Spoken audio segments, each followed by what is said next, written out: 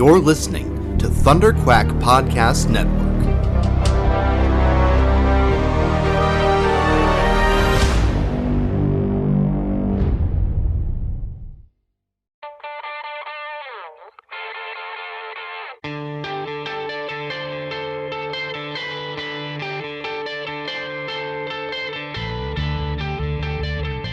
Hi, this is Peter Sanderson, and you are listening to the Epic Marvel Podcast.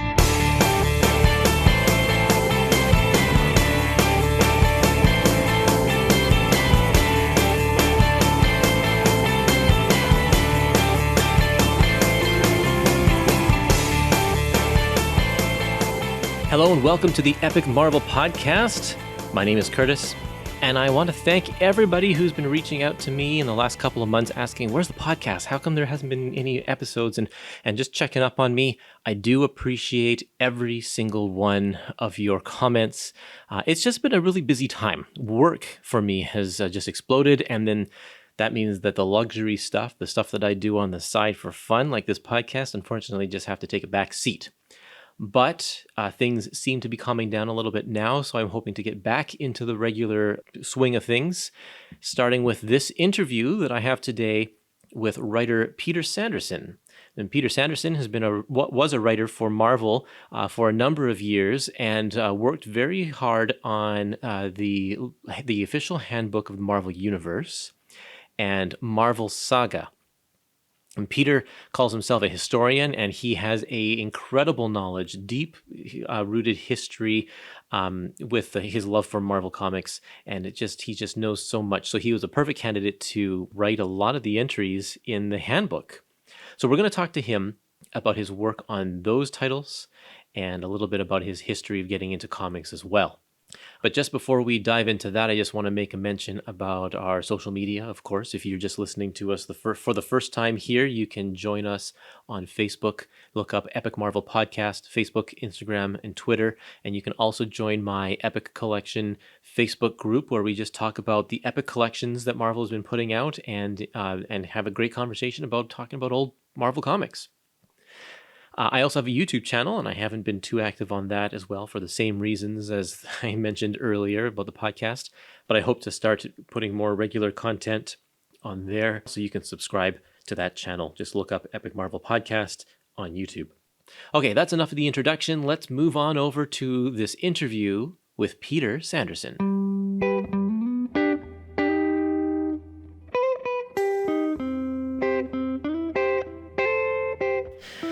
Okay, Peter, I'm here to talk to you today about the official handbook of the Marvel Universe. Now, I got into comics kind of in the early 90s, and for me, I got a lot of my knowledge from those old trading cards. The official handbook for the Marvel Universe is for people who grew up in the 80s, kind of, I guess. Just an encyclopedia of all of that knowledge. And you had a hand in this. Can you tell me a little bit about the origins of the official handbook of the Marvel Universe? Well, it is interesting that you should say that, because the handbook actually began as a set of trading cards. Jim Shooter, the editor-in-chief, wanted to do a set of cards about Marvel characters that would be like a base card. They'd have pictures of the characters, and you'd have statistics about them, how strong they were, things like that.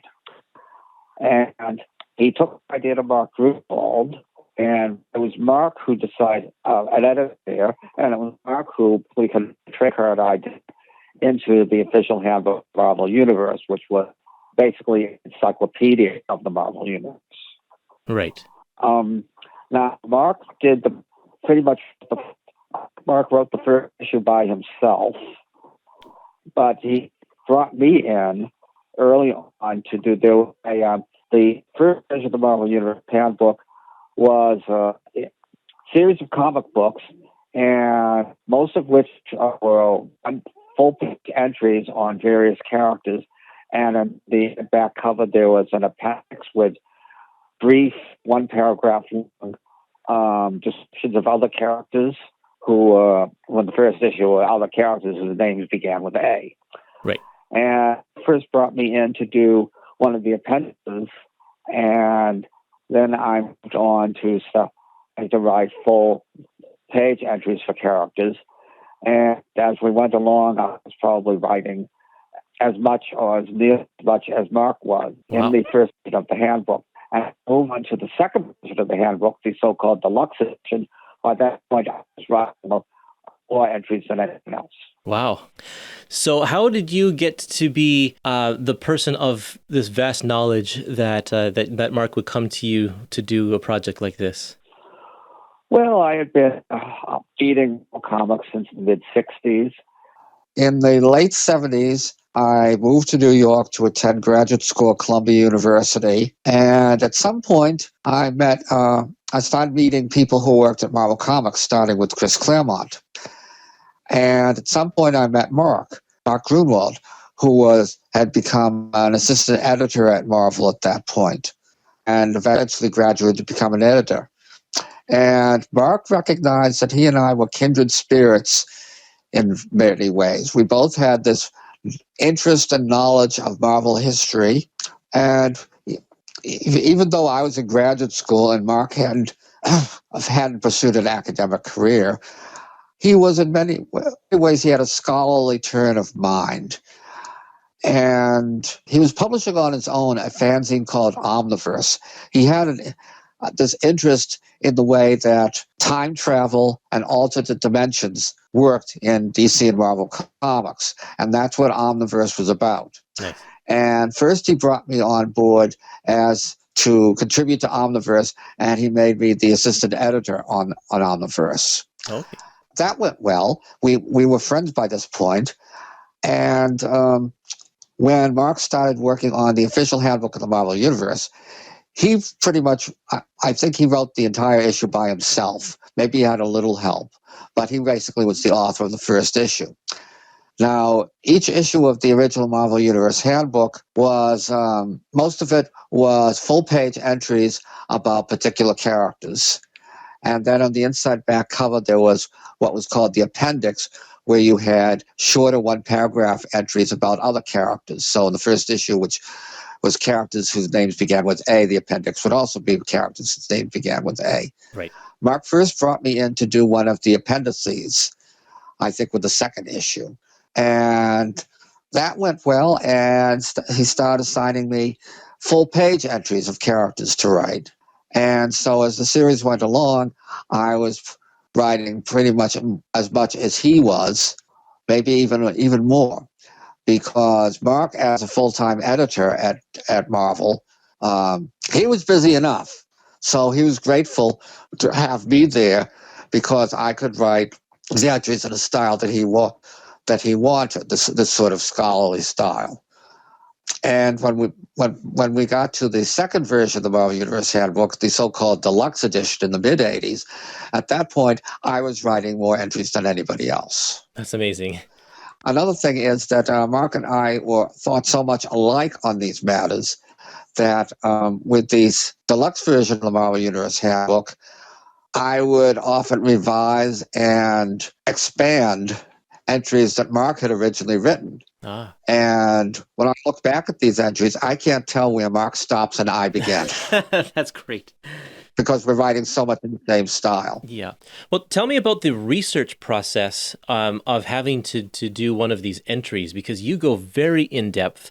How much do you have to play with continuity to make things fit? Or like how much research did you have to do on characters you weren't as familiar with? Those kind of questions. Well, basically, I asked for characters to write about. So I wasn't going to pick a character that I wasn't familiar with. Oh, I see. And actually, at that point, I was pretty much reading every Marvel comic anyway. But I asked to write about characters that I particularly liked. Right. So, for example, I was a big fan of Chris Claremont's X-Men, so I asked for a lot of X-Men characters. The research, well, as I said, I'd been reading Marvel comics since the mid-'60s. So really, I pretty much read every Marvel superhero comic that had been published between 1961 and 1981 when I was working on the handbook. And of course, I had a considerable collection in my apartment, and also Marvel had a bound volume room. Now, the Marvel volume room was notoriously incomplete Okay. because over the years there had been people who had made off with some of the bound volumes. Oh, no. DC Comics handled this. Now, I'm thinking that I don't know about what Marvel's library is like today, but I do know that in my last years and working at the Marvel offices, that's when they were starting to digitize comics. Right.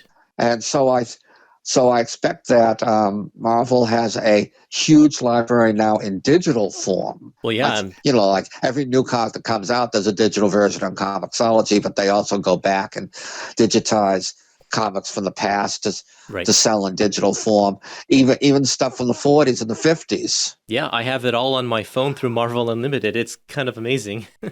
Yeah. And DC, on the other hand, I also was working on the Who's Who in the DC, the original Who's Who in the DC universe, Right. in the early 80s. And DC had a much, much superior library. For every series, they had like 2 bound volumes for every year of that series up through 1948 or so. And after that, they had 3 bound volumes for every year of every series. Wow. And they had very little theft. Wow. So what is it like to go to that library? You have to like sign in? Well, they're not open to the general public. Right. I understand that for sure. I was only allowed in the DC library because I was working on the Who's Who.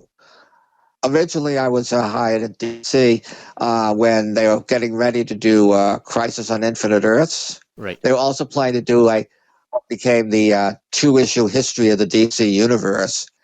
And so Marv Wolfman and Len Wein hired me to read through the entire DC library and take notes. Oh, what a job. So I said, okay. Yeah. And originally I thought this was only going to take 3 months with me coming in twice a week, which was stupid, really. I remember Paul Levitz was upset that I was taking longer than they originally expected, but it ended up me going in 3 times a week for a year. Wow. I did read through everything. Really? But everything that was DC Universe related. Yeah. I mean, sometimes I'd glance at the funny animal comics from the 40s, but I didn't have to take notes on those. Right. Oh, man. Up to the extent that they were tied into the Roy Thomas's Captain Carrot series. Oh, right. Oh, man. What a job. So, Benjamin LeClaire, who runs the DC library now out in Burbank, he's apparently doing a really good job. I'm friends with him on Facebook, and I'm very impressed with what he's posted about in terms of running the DC library. The Marvel library, similarly, that's not open to the public. That's just for people who work there, right, at Marvel. And as I say, I have no idea what it's like. Well, it's like now whether they've gone back and tried to fix comics that they didn't have in volume copies of, or whatever. But I'm describing the way it was in the early 80s. Right. If I didn't remember things from Marvel stories, and of course I remembered a whole lot, or I didn't have those particular comics at home, I could look them up in the bound volume if they had some. Also, when I was writing entries on characters, I like to consult with the writers who were actually writing those characters at that time. So I talked to Chris Claremont about X-Men characters. I talked to Frank Miller about Daredevil characters. That's great. I can't remember off the top of my head who else I talked to, but I don't remember whether, for example, I asked Walt Simonson about characters and Thor, but I might have. Now, do you have an example of a time when an entry gave you some difficulties, like you couldn't come up with the entry as the way you wanted it to, or you had difficulties trying to piece together histories or anything? I don't think any of them ever gave me difficulty, but I should go back to something else that you asked about, okay, which was you suggested, and sometimes in writing entries, we had to fill in gaps or we had to resolve contradictions. Okay. So that this was a little controversial. There were comics pros who didn't like the idea that we were setting down, we were specifying, for example, how strong a particular character was. Right. But I think the idea was that we wanted to that Mark wanted to make clear that, say, Spider-Man was nowhere nearly as strong as Thor, for example. Right. Yeah, of course. That makes sense. And so you came up with various strength levels. Yeah. And the top strength level was class 100, and that's where Thor and the Hulk was, except that we eventually modified the Hulk because the Hulk, the stronger, the madder he gets, the stronger he gets. Right. So the Hulk is sort of potentially unlimited. So, the entries, we'd specify how tall a character was, how much the character weighed. So we'd fill in information like that. And in some cases, like if there were gaps in a character's history that hadn't been filled in with the comics, sometimes we would fill them in. For example, with the Subterraneans entry, I remember I wrote that one, and I came up with the history of the Subterraneans and their division into 3 or 4 separate races, just building on the evidence that was in that had been in the published comics. So I came up with the name of the Molians for the Subterraneans who worked for the Mole Man, and the Tyrannoids for the Subterraneans who worked for Tyrannus.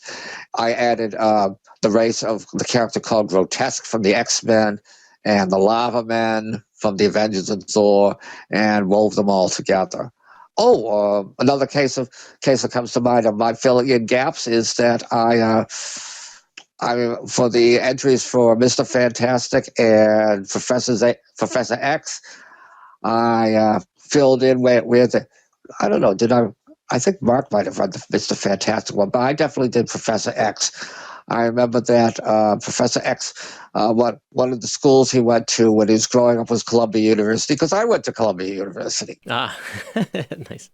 But I remember with the Red Skull entry, this was probably for the deluxe edition, because the Red Skull's history got several pages in the deluxe edition.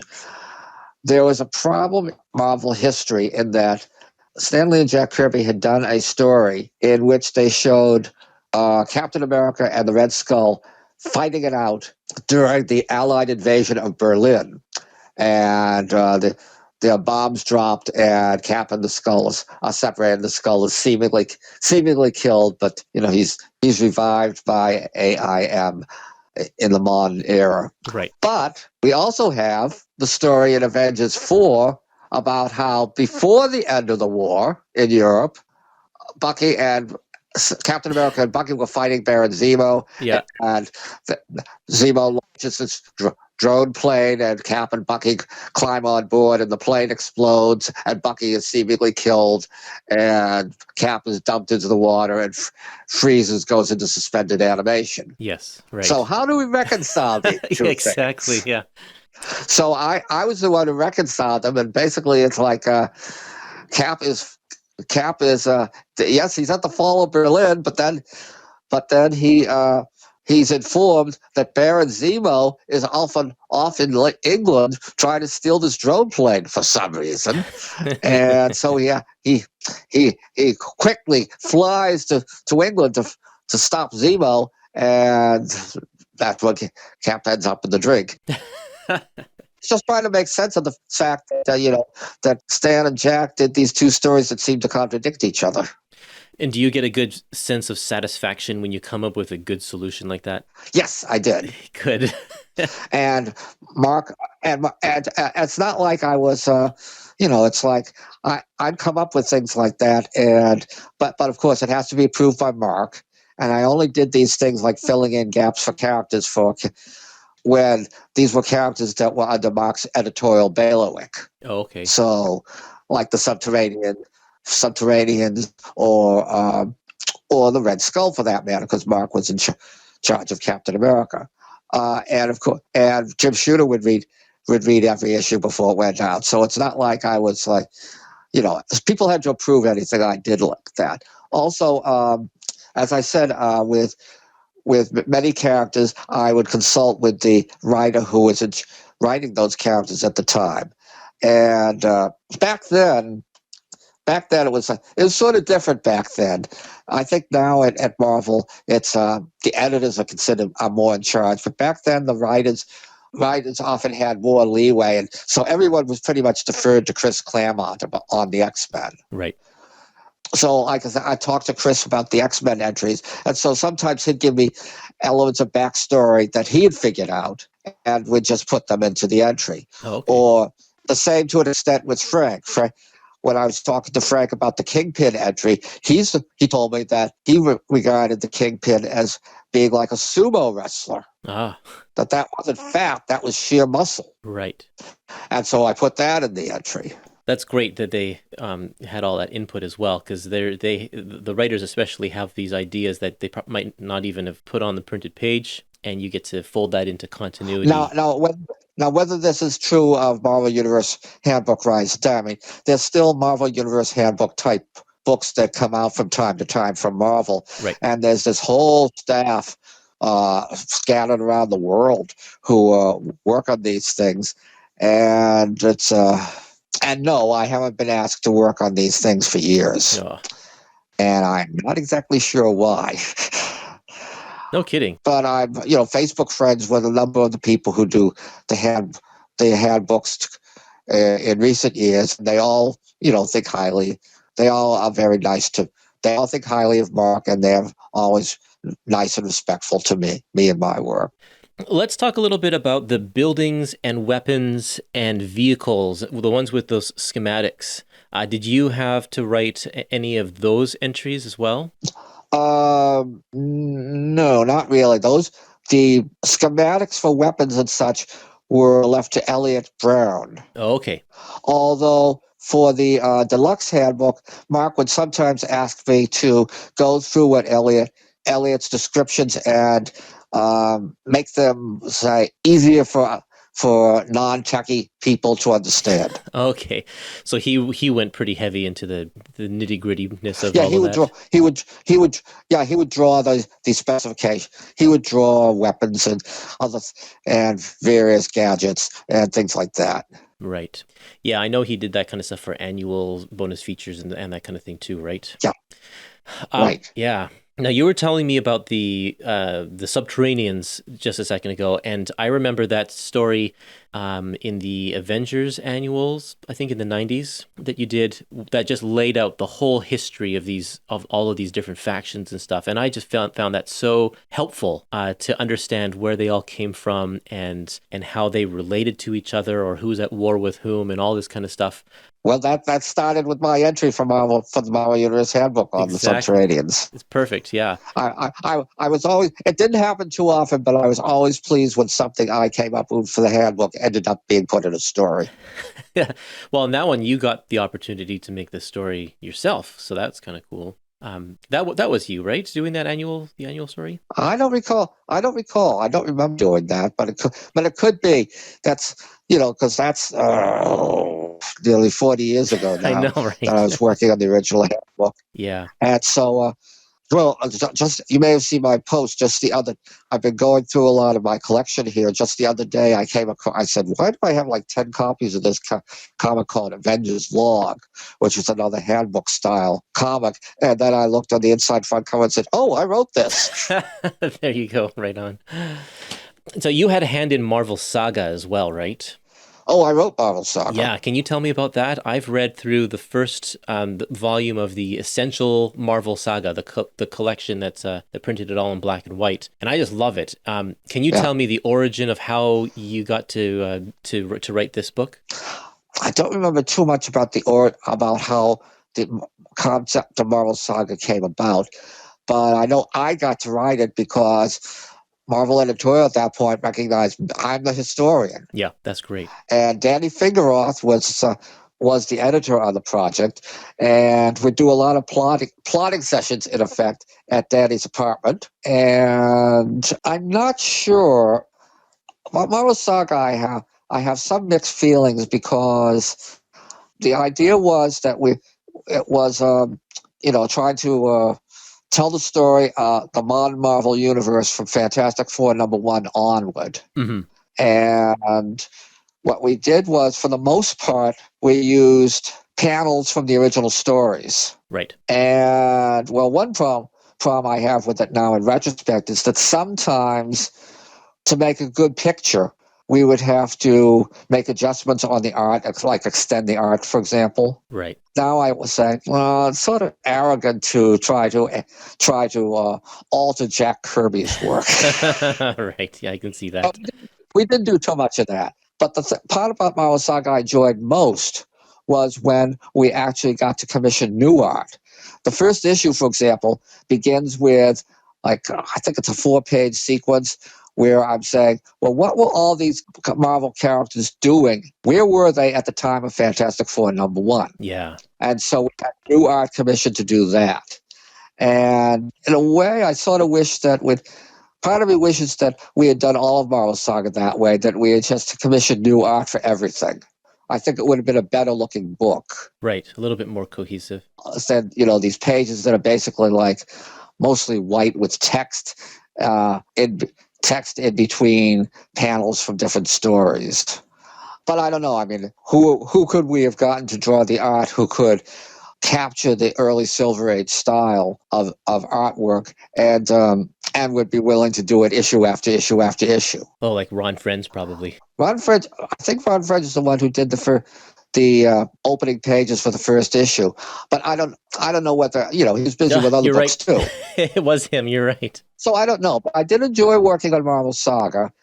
And now the question there was trying to put all of these stories, early Silver Age stories for the early 60s, into chronological order. Yeah, that's the most fascinating thing about this book. I can just imagine you had like one of those, you see in the movie, the detective with the board and all of the strings going in different directions, trying to piece it all together. You're close. Oh, yeah? Now, obviously, the main source of chronology is when they were published.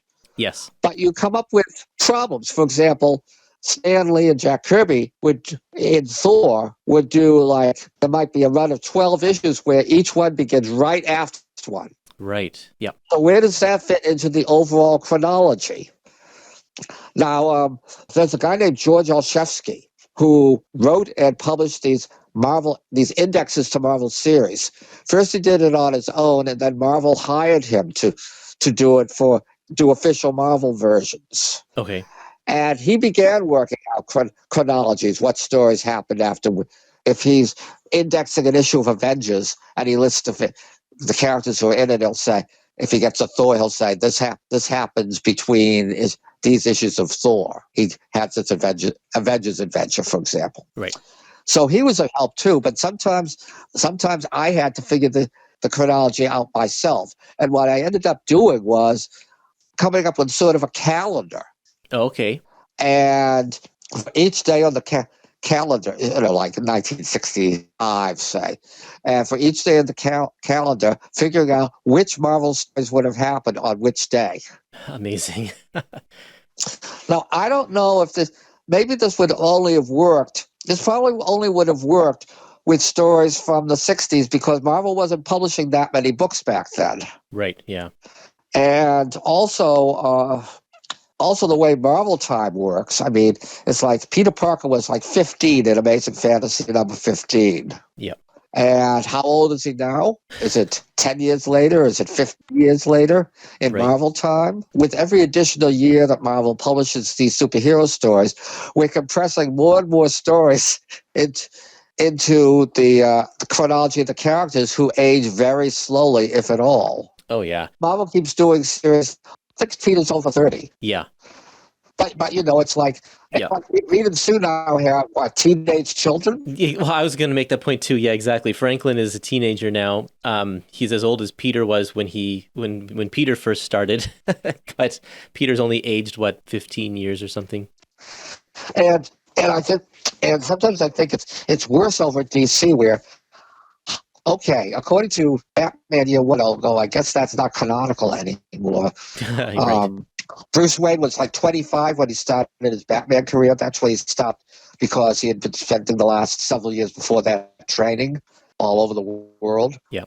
And he's had how many versions of Robin by this time? Right, exactly. All of whom start when they're young kids. So just how old is Batman? Which is especially prone because if you look at the world of professional athletes, usually they retire before they hit 40. Yeah, that's right. Yeah, for sure. So in real life, if there's a Batman in real life, I mean, how long can he actually function? Because he has to be at a physical peak That's right. in order to do the things he does. Well, that's always the fun of these, like the handbooks and Marvel Saga. It's like trying to reconcile the fantasy with the reality. And one thing I really like about the handbooks is that because you think about those kind of things, all of these characters come off more as real people. Like these are not just fictional people anymore. Like they are actual people in the real world that I could get to know and that kind of thing. And I appreciate that. Also, another problem if you were trying to do a Marvel Saga today is that Marvel keeps doing these untold stories from the Silver Age. Right, yeah. So you'd have to fit those into any sort of Marvel Saga type chronology. Even so, I mean, there's also part of me that wishes that Marvel would decide to do Marvel Saga again and hire me to do it. But I was hoping that Marvel Saga would just keep going and going and going, but the sales fell off as time went on. Yeah. And they switched editors on me for the last several issues. And we finally were given an end date. We decided that what we'd do is we would end with the Galactus trilogy. We thought that would be a good end point. Yes. Yeah, for sure. Wow. Did you read any of Mark Waid's History of the Marvel Universe miniseries that came out recently? Yes, I did. Yeah. What did you think about that? And I'm afraid once again I sort of felt disappointed that no one asked me to at least be a consultant on this thing. Yeah, I thought of you when I was reading it. Well, Mark has a voluminous knowledge of Marvel history. Yeah. And a lot of the people who do the current Marvel Universe handbooks were helped him out on this. But again, I sort of felt forgotten because they hadn't even asked me to help. But I thought they did a good job. I do admit that I haven't been sent, freebies of Marvel comics in decades.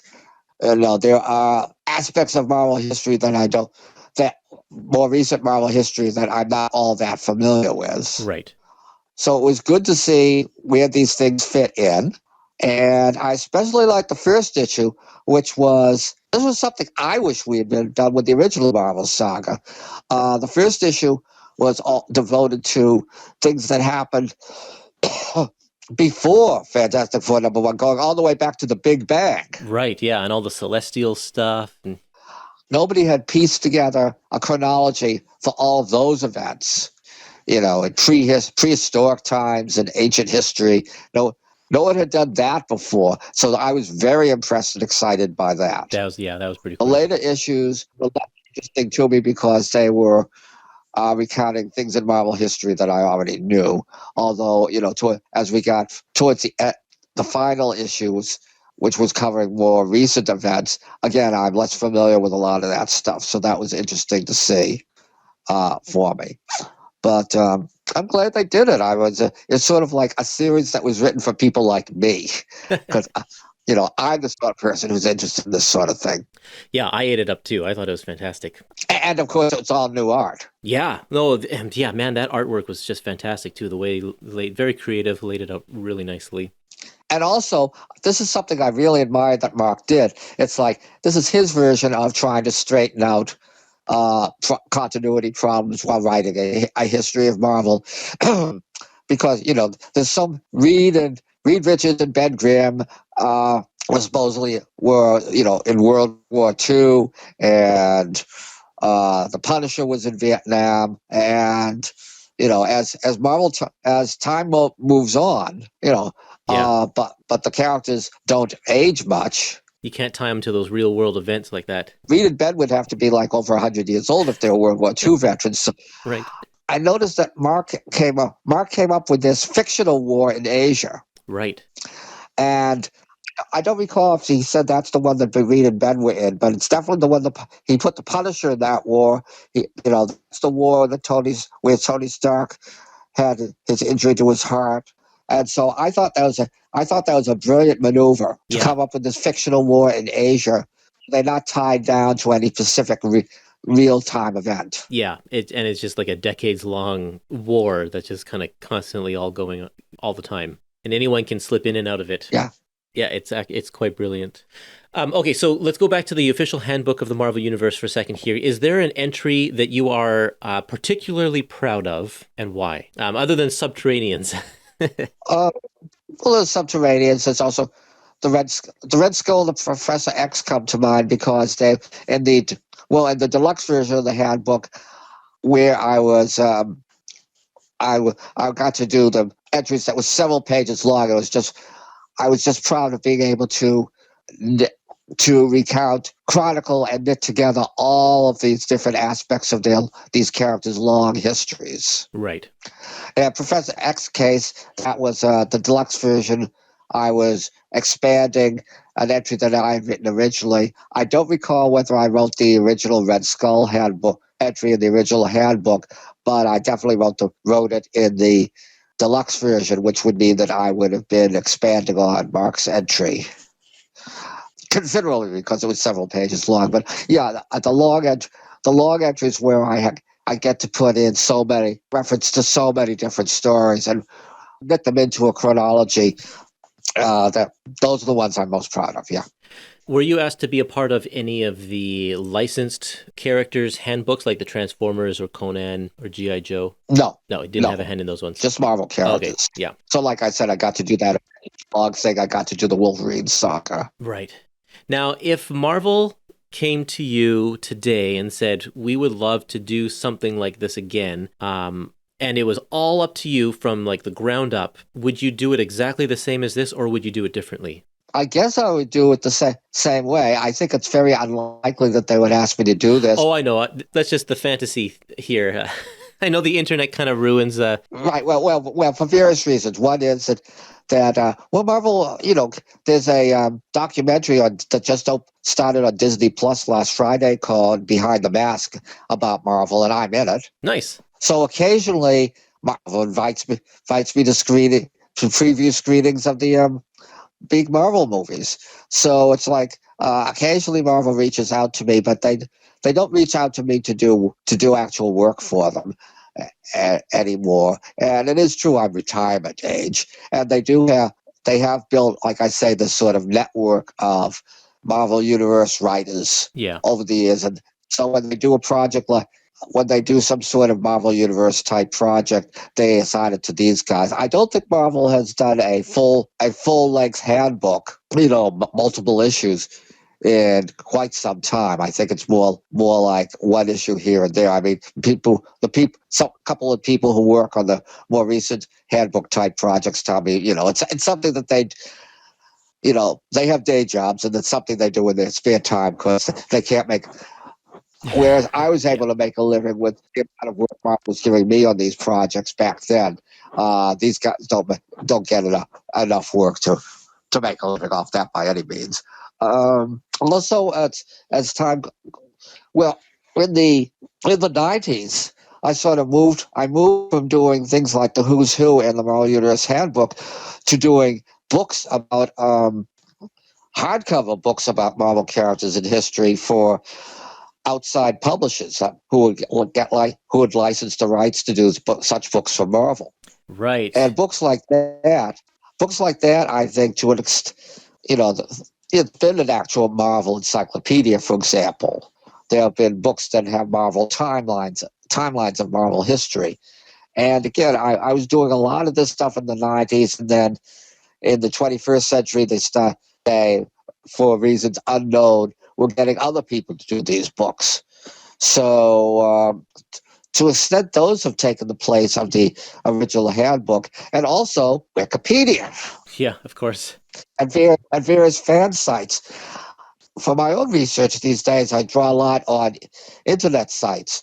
And a lot of these people, when I read these entries, even the Wikipedia entries, I think that, these are like the descendants of the Marvel Universe Handbook entries. Yeah, that's very true. In fact, there are some websites that are basically just unofficially reprinting old Marvel Universe Handbook entries, or they're clearly doing them their entries, the style of the old Marvel Universe Yeah. Handbook. Definitely.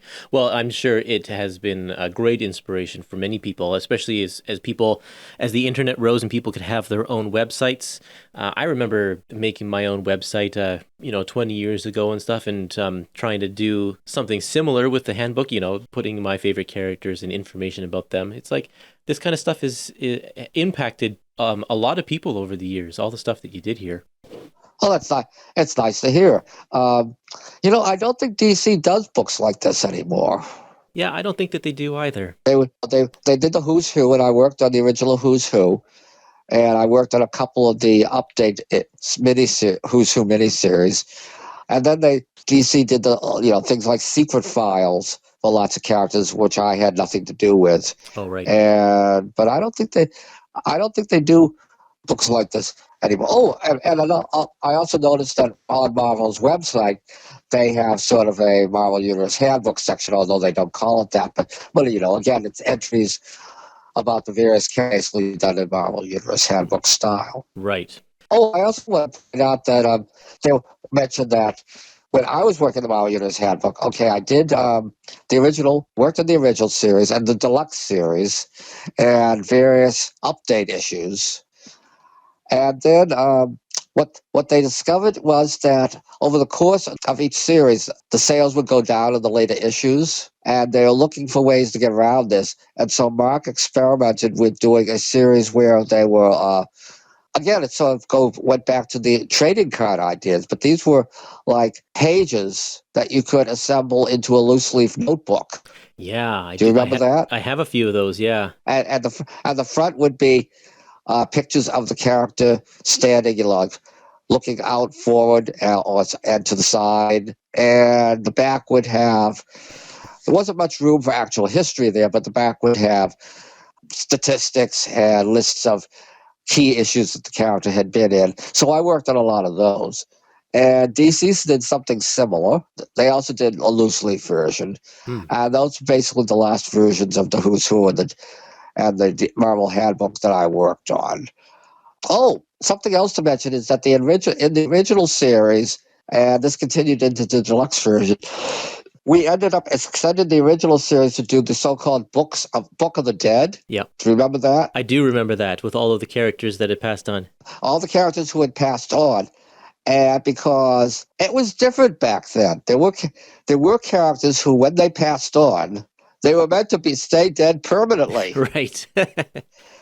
So only if a character was meant to stay dead permanently he'd be in the Book of the Dead. Like if Doctor Doom, if there's like an explosion at the end of the Doctor Doom story, but they never find the body, okay, Doctor Doom's not really dead. He's coming back. But there are lots of characters who were meant to be dead for real.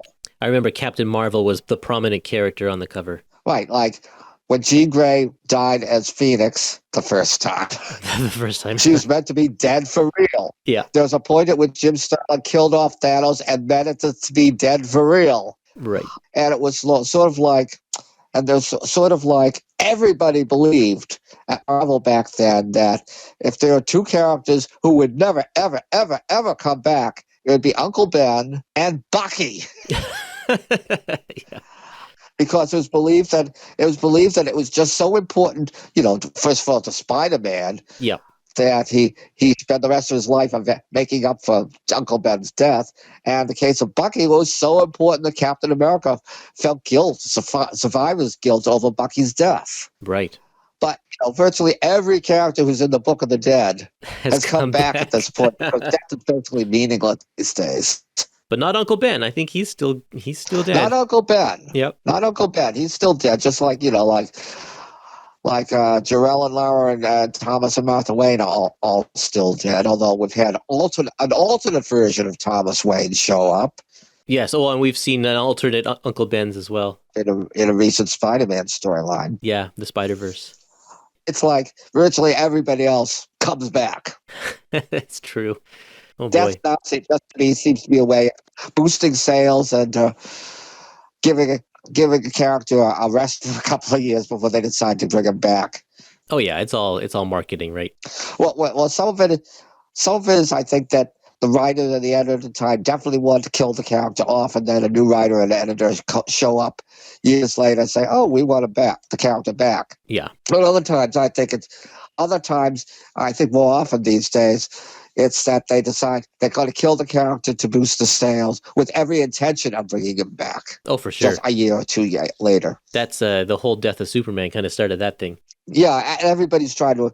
Death of Superman was such a big deal that everybody's been trying to imitate it ever since. So it's like, over the last several years, like I'm always like, there are some Marvel comics that I buy, and others where I look at Comicology, which for every new issue they allow you to sample the first 3 pages. Yep. So this is one way I can keep up with what's going on in Marvel books in general. And so, I'll notice that, oh, look, Professor X is dead, or Wolverine is dead. I wonder how long it's going to be before they come back. Oh, look, they're back. I remember getting annoyed when they killed off the Watcher, and then several months ago, Dan does a story in Fantastic Four. Oh, look, the Watcher's back. Right. So it's just a matter of, these days it's just a matter of waiting it out, it seems. It's like, right now I'm saying, why did they kill Alfred off in the Batman books? This makes no sense. He's too useful a character. But it's like, so we'll see. We'll see how long I don't know. They tend not to try to reboot Batman's continuity too much, but we'll see what happens. Sooner or later,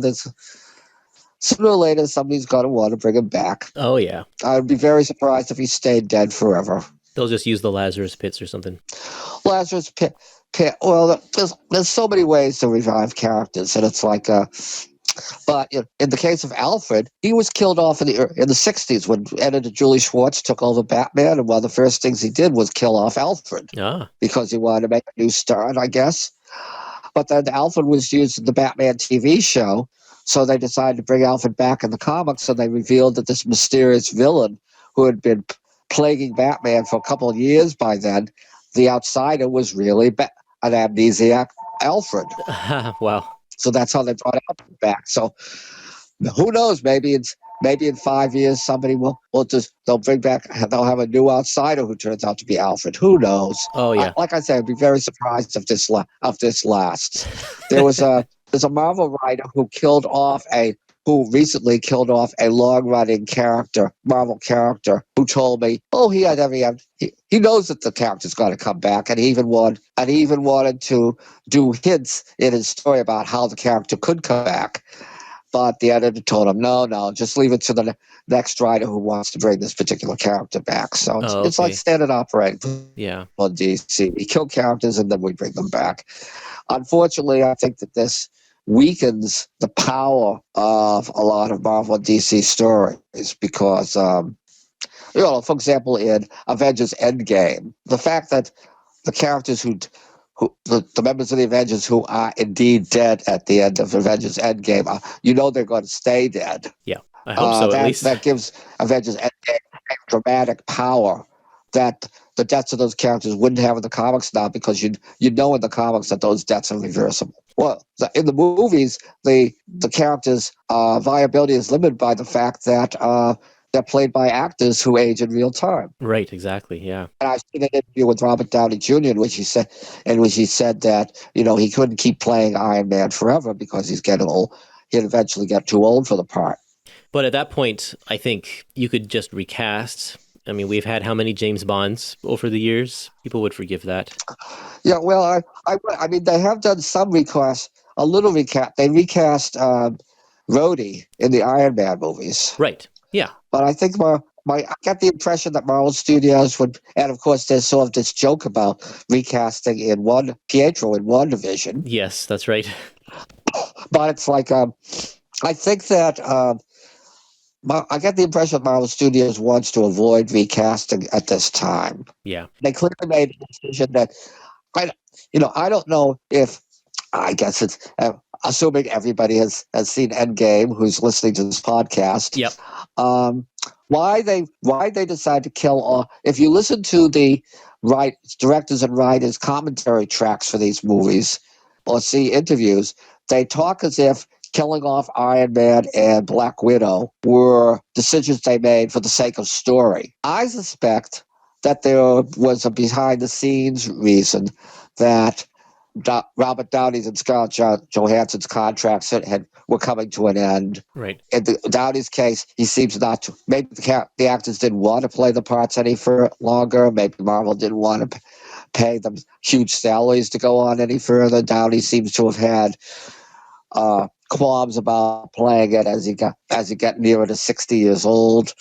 I don't know if Johansson, I think, could have kept on. I heard her say once that she'd keep playing Black Widow as long as she looked good in the costume. But she'll always look good in the costume. I think so too. But I was really surprised that they killed her off. Yeah. But again, it's like the deaths in those movies have a dramatic power that they wouldn't have in the comics these days, because I'm always surprised by the number of fans who seem to believe in the deaths of characters in comics over the last decade or two, because they seem to fall for it over and over again. Whereas, I've seen this happen so many times. I know that for the most part, these deaths are not going to get reversed, either because they're either the writer and editor at the time didn't mean for them to stay dead, or because when Crisis on Infinite Earths was done, it was decreed that any character who dies in Crisis is going to stay dead forever. And yet, the original version of Supergirl and the Barry Allen Flash, they not only both came back, but they got to star in their own TV shows. Yep, that's right. Well, we've been chatting for about an hour now, so I do appreciate you taking the time to talk about this. Let's call it a day for today, but let's definitely talk again about another subject. I like to try and keep my episodes maybe focused in one area or another, but I would love to chat with you again and talk more specifically about, something else. We can figure that out, but that would be a lot of fun. Okay. Sure. Well, it's been fun talking to you too. Absolutely.